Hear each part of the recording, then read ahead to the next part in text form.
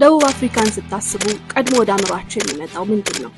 ኔልሰን ማንዴላ፣ የዱር አራዊት፣ ቴብል ማውንቴን? በእርግጥም ደቡብ አፍሪካ በእነዚህ ትታወቃለች። ነገር ግን ብዙ ጊዜ የማይታይ የማይወራ በድብቅ የተያዘ ክፍልም አላት። ኦራኒያ በደቡብ አፍሪካ የምትገኝ አነጋጋሪና አከራካሪ ለነጮች ብቻ የተፈቀደችው ከተማ ኦራኒያ። በደቡብ አፍሪካ ሰሜናዊ ክፍል ለጥቁሮች የተከለከለ ለነጮች ብቻ የተፈቀደ ሚስጥራዊ ከተማ አለ። በብሔራዊ መንግስት ሚዲያዎች ብዙ ጊዜ የማይወራ የተሸፋፈነ ድብቅ ስፍራ ነው። አንዳንዶች ይህንን ቦታ ኢትዮጵያ ይሉታል፣ ሌሎች ደግሞ የአፓርታይድ መንፈስ ከዘመናት በኋላ ተገልጦ የታየበት ሲሉ ይሰማል። በዛሬው ቪዲዮ ተቃራኒ ሐሳቦች ስለሚሰነዘሩባት ስለ ሚስጥራዊቷ ከተማ ኦራኒያን እንነግራችኋለን። አብራችሁ ሁኑ።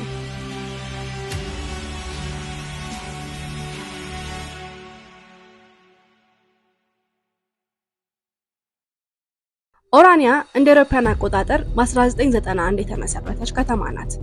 ወቅቱ የአፓርታይድ አገዛዝ የወደቀበት ማግስትና ደቡብ አፍሪካ ለዲሞክራሲያዊ ሀገራዊ ምርጫ የተዘጋጀች የነበረበት ነው።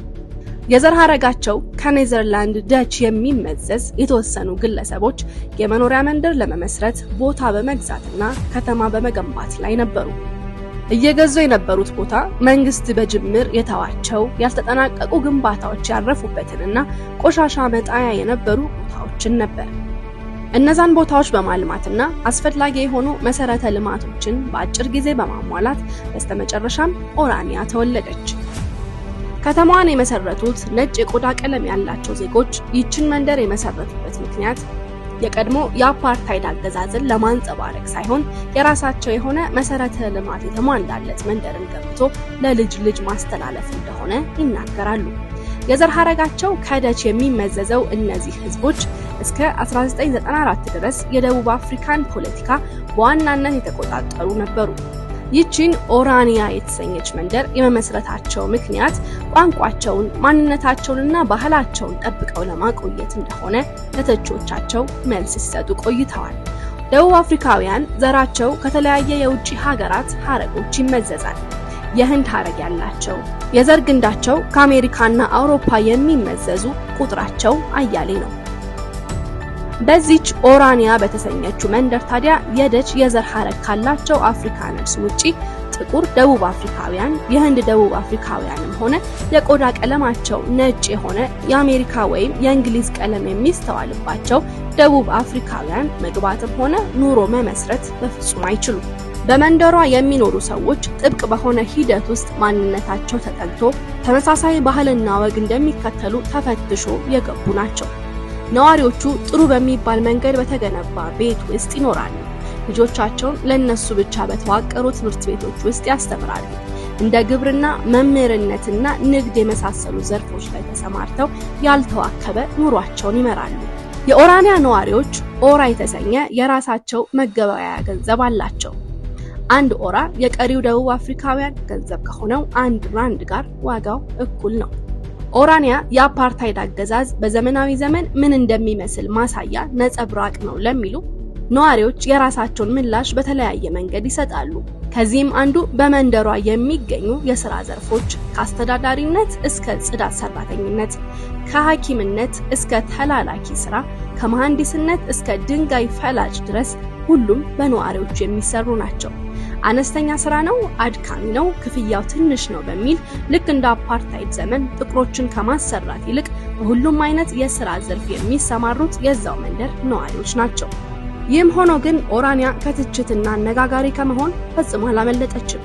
ባህልን ለመጠበቅ በሚል ሽፋን ለጥቁሮች ያለ ንቀትና ማግለል የሚስተዋልባት ከተማ ናት በሚል ትተቻለች። ኦራኒያ በደቡብ አፍሪካ መንግስት ዘንድ እውቅና ተሰጥቷታል። የሀገሪቱ ህገ መንግስት ተመሳሳይ ባህል አለን የሚል ማህበረሰብ ቡድን መመስረትንና በራሱ ህግና ደንብ መመራትን ይፈቅዳል፣ ሌላውን ማህበረሰብ እስካላገለለና መብቱን እስካልነጠቀ ድረስ። ነገር ግን ብዙዎችን የሚያነጋግረው ጉዳይ ይህ ነው። ደቡብ አፍሪካ ስሟም እንደሚናገረው በዋናነት የጥቁር ህዝቦች መኖሪያ ናት። ታዲያ ጥቁሮች ዝር እንዳይሉ የሚከለከሉባት አንዲት ከተማ ዘረኛ አካሄድ የላትም ብሎ መቀበል እንዴት ይቻላል?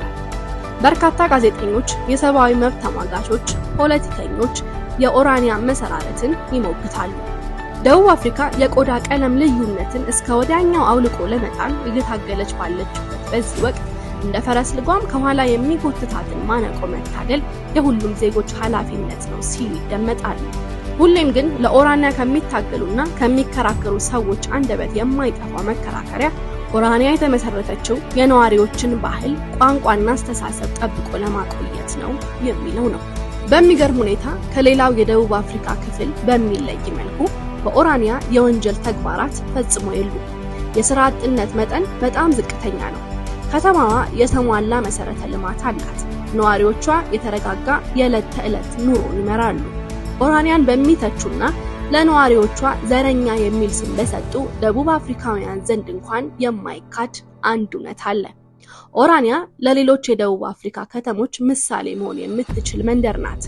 የሀገሪቱ ብሔራዊ መንግስት በአገር አቀፍ ደረጃ ወንጀልን ለመቀነስ፣ ሙስናን ለመዋጋትና የሰከነ ኑሮ ለዜጎቹ ለመስጠት እየታገለ ባለበት በዚህ ወቅት ኦራኒያ የዚህ ሁሉ ባለቤት መሆኗ የሚደነቅ መሆኑን ይገልጻሉ።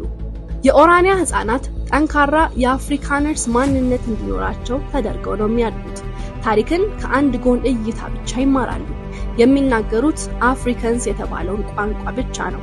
ከሌላው የደቡብ አፍሪካ ማህበረሰብ ጋር ምንም አይነት ግንኙነት የላቸውም።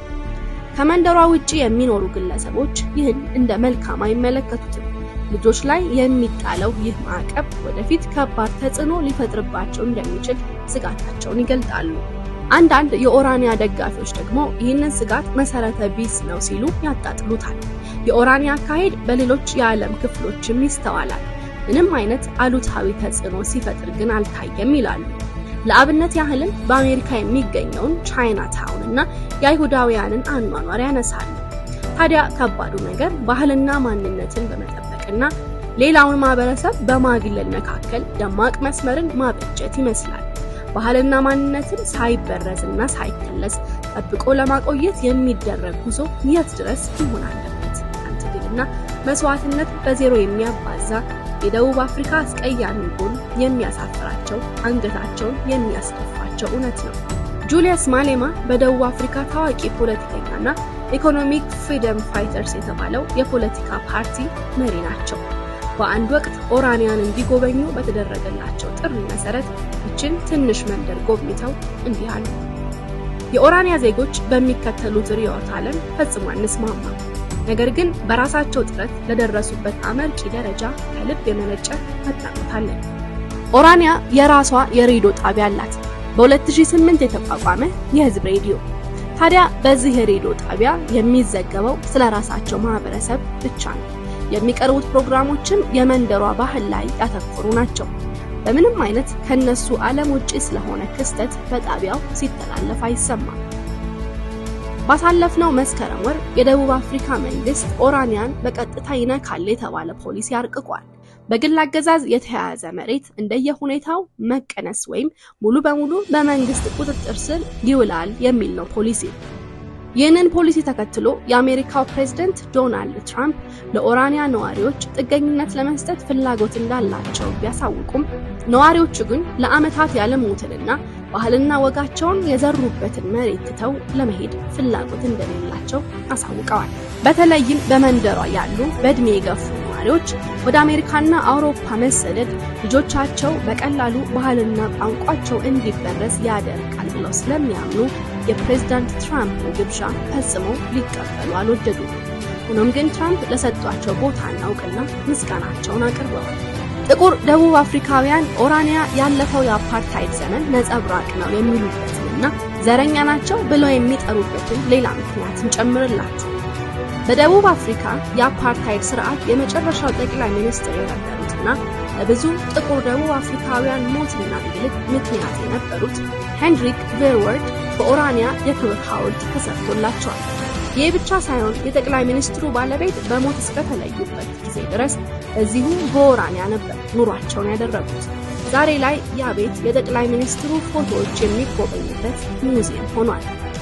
በ1995 የቀድሞ ጠቅላይ ሚኒስትር ባለቤት በሞት ከመለየታቸው በፊት ኔልሰን ማንዴላ ጎብኝተዋቸው ነበር። አብረው ሻይ ጠጥተዋል። የአፍሪካነርስ ባህላዊ ምግብ የሆነውን ኮክሲስተርስ የተባለውን ምግብ ተመግበዋል። ማንዴላ በታገሏቸው የአፓርታይድ አገዛዝ መሪዎች ጋር ሰላም ለማውረድ ካደረጓቸው ውሳኔዎች ውስጥ እንደ ትልቁ ይቆጠራል። ኔልሰን ማንዴላ ከወህኒ ቤት በወጡበት ዓመት ነው ኦራኒያ የተመሰረተችው። ያንን ሁሉ ዋጋ የከፈሉለት የጥቁር ሕዝቦች ነፃነት ፀሐይ መሞቅ በጀመረበት ማግስት የኦራኒያ መወለድ ለማንዴላ በጥፌ መመታት ያህል ስሜት አለው የሚሉት የቅርብ ሰዎቻቸው፣ ነገር ግን ይህን አሉታዊ ስሜት ወደ ጎን አድርገው መንደሯን መጎብኘታቸው የልባቸው መልካምነት የሚያሳይ ነው ብለው ይመሰክሩላቸዋል። ኦራኒያ 3 ትናንሽ መኖሪያ መንደሮች አሏት። ግሌንግሉክ፣ ግሩት ድሮፕ እና ኦራኒያ ዌስት ይባላሉ። ግሌንግሉክ ከሁለቱ መንደሮች በመጠኑ ራቅ ይላል። ከሁለቱ ከተማዎች ጋር ሲነጻጸር ወረድ ያለ ኢኮኖሚ ያላቸው ነዋሪዎች የሚገኙበት ነው። ሁለቱ መንደሮች እምብዛም የኢኮኖሚ ልዩነት የለባቸውም። እንደ ግብርናና ስታርታፕ ቢዝነሶች ላይ የተሰማሩ ነዋሪዎች ይኖሩባቸዋል።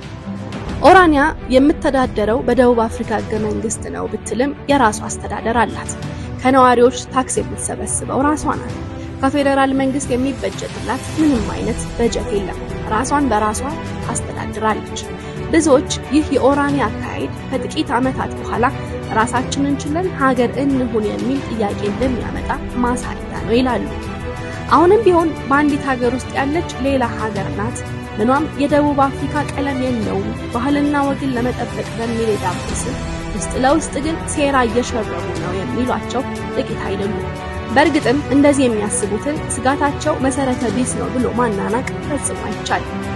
ከ2500 እስከ 3000 ከሚገመቱት የኦራኒያ ነዋሪዎች መካከል ግማሽ ያህል የሚሆኑት ከ20 ዓመት በታች ናቸው። ይህንን ላስተዋለ የከተማዋ አስተዳደር ለምን ሕፃናትና ታዳጊዎችን ከሌሎች ከልሎ ማኖር እንደሚፈልግ መገመት አያዳግተውም።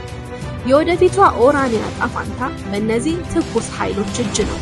ለዓመታት ተጠንቅቀው ያስተማሯቸው ባህልና ወግ እንዳልባሌ ተዘርቶ እንዲቀር ፈጽሞ አይፈልጉም። ይልቁንስ ከየትኛውም ሀገር ባህል ጋር ባህላቸው ሳይዳቀል እንዲኖር ይመኛሉ። ይህን ለማድረግ ደግሞ ከ20 ዓመት በታች ያሉ ልጆቻቸው ቁልፍ ሚና እንደሚጫወቱ ያምናሉ። በቀጣይ ኦራኒያ ወዴት ልትጓዝ እንደምትችል መገመት እጅግ ከባድ ነው። የደቡብ አፍሪካ መንግስት አካባቢውን በቁጥጥር ስር ያደርጋል ወይስ እንደ አንዲት ራሷን እንደቻለች ሀገር ከደቡብ አፍሪካ ተገንጥላ የዓለማችን ትንሿ ሀገር ትሆናለች? ወይስ ደግሞ ነገሮች ከሚቋቋሙት በላይ ሆኖባቸው ትራምፕ ያቀረቡላቸውን ጥገኝነት ተቀብለው ወደ አሜሪካ ይኮበልላሉ? ከሶስቱ አንዱ በቅርብ መፈጠሩ የሚቀር አይመስልም። ሁሉንም እድሜና ጤና ይስጠንና እናያለን። ውድ ተመልካቾች እስካሁን ይህንን ቻናል ሰብስክራይብ ካላደረጋችሁ ሰብስክራይብ አድርጋችሁ ቤተሰብ ሁኑ።